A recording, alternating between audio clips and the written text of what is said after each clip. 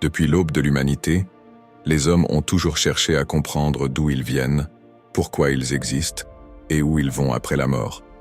Dans ce grand questionnement collectif, certaines figures se sont imposées comme des phares spirituels, des guides censés avoir reçu un message divin pour éclairer le chemin de leurs contemporains. Ces figures, ce sont les prophètes. Leur nom inspire la foi, la crainte ou le respect. Mais une question dérangeante reste souvent sans réponse. Étaient-ils vraiment des hommes de chair et de sang, ou bien des légendes forgées par les peuples pour donner sens à leur existence? Si l'on prend le cas de Moïse, figure centrale du judaïsme, du christianisme et de l'islam, la tradition raconte qu'il a libéré le peuple hébreu d'Égypte, qu'il a ouvert la mer Rouge et qu'il a reçu de Dieu les tables de la loi au mont Sinaï. Pourtant, l'archéologie ne fournit aucune preuve directe de son existence. Les fouilles en Égypte n'ont jamais mis au jour de traces d'un exode massif tel que décrit dans la Bible. Certains chercheurs estiment que Moïse pourrait être une figure composite, inspirée de plusieurs chefs tribaux ou personnages historiques, dont la mémoire aurait été fusionnée en un seul récit héroïque. Alors, Moïse, homme réel ou légende utile? Prenons ensuite Jésus de Nazareth. Contrairement à Moïse, son existence est un peu mieux attestée. Des historiens non chrétiens comme Flavius Joseph ou Tacite mentionnent brièvement un certain Jésus, chef religieux exécuté par les Romains. Mais les récits évangéliques, écrits plusieurs décennies après sa mort supposée, regorgent de miracles extraordinaires, guérisons instantanées, résurrection, marche sur l'eau, transfiguration. Pour les croyants, ces miracles prouvent sa nature divine.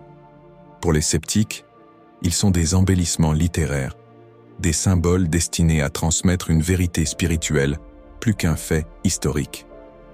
Ainsi, Jésus a peut-être bien existé, mais l'homme charpentier et prédicateur a été magnifié au point de devenir une légende vivante, dépassant de loin sa réalité historique.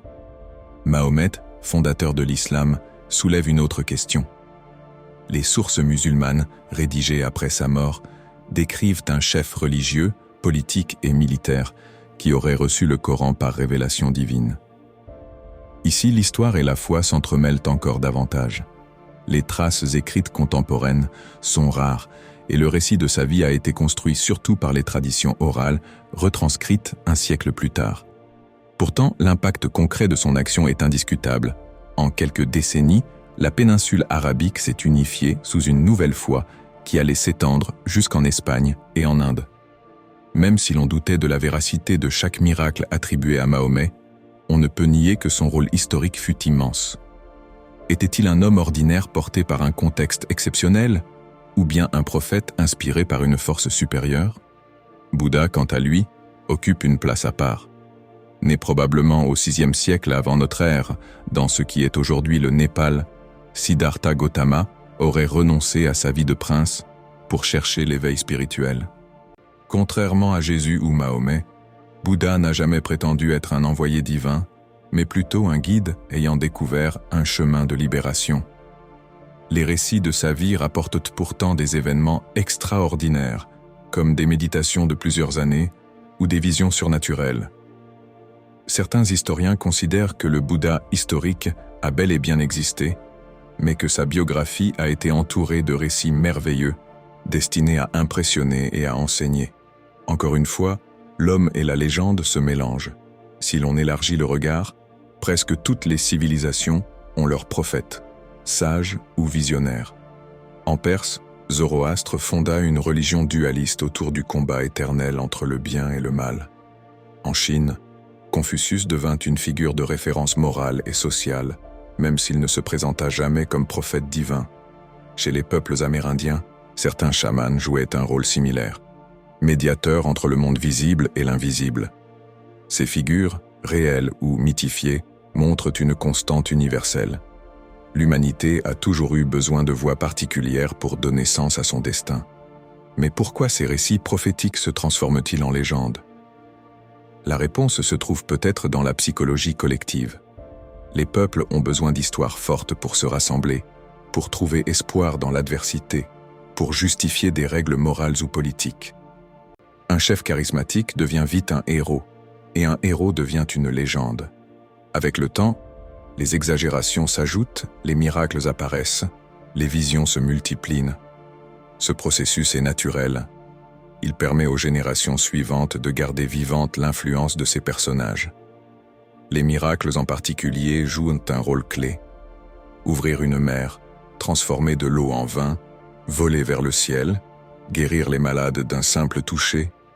Ces récits défient la logique scientifique mais nourrissent l'imaginaire spirituel.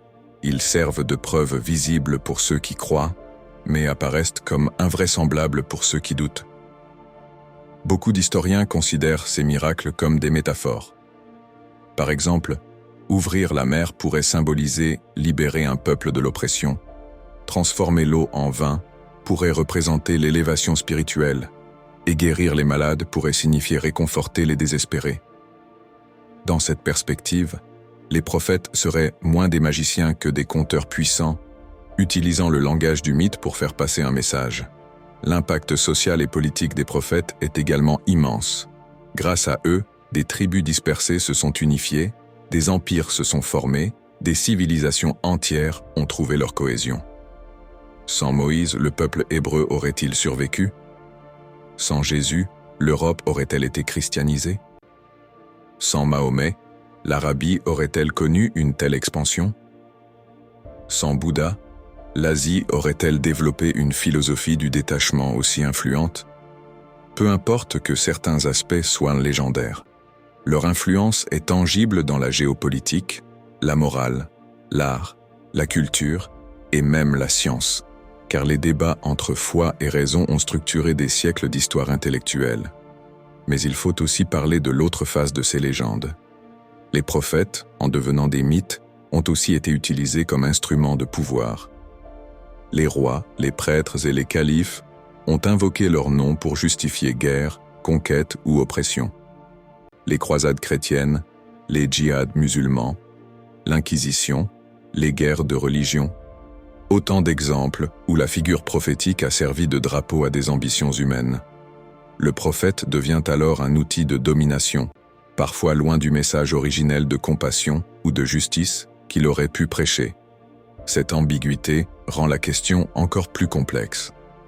Les prophètes étaient-ils réellement inspirés par une force divine, ou étaient-ils simplement des hommes charismatiques, amplifiés par le besoin collectif de croire? Peut-être que les deux dimensions coexistent. Un homme réel, porteur d'une expérience spirituelle authentique, peut donner naissance à un mythe qui le dépasse.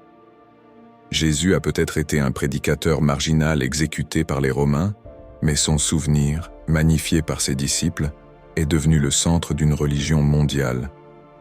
Bouddha a peut-être été un prince en quête de sens, mais son enseignement a transformé des continents.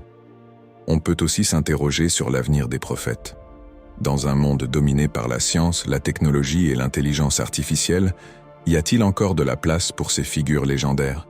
Certains pensent que les prophètes appartiennent au passé, qu'ils sont les produits d'époques où l'homme avait besoin d'explications simples pour survivre. D'autres estiment au contraire que de nouveaux prophètes apparaîtront, non plus dans les déserts ou les temples, mais dans le monde numérique apportant une parole adaptée à notre temps.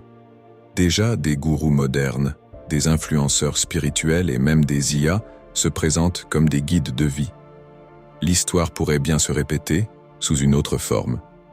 Au fond, la réponse à la question « les prophètes, hommes ou légendes » n'est peut-être pas binaire. Ils étaient probablement des hommes réels, avec leurs limites, leurs faiblesses et leurs contradictions. Mais en même temps, ils sont devenus des légendes, car l'humanité avait besoin de récits plus grands que nature. Ce double visage, humain et mythique, explique leur force éternelle. Les prophètes sont peut-être moins importants pour ce qu'ils étaient réellement que pour ce qu'ils représentent encore aujourd'hui, l'incarnation de notre quête infinie de sens, de justice et d'espérance.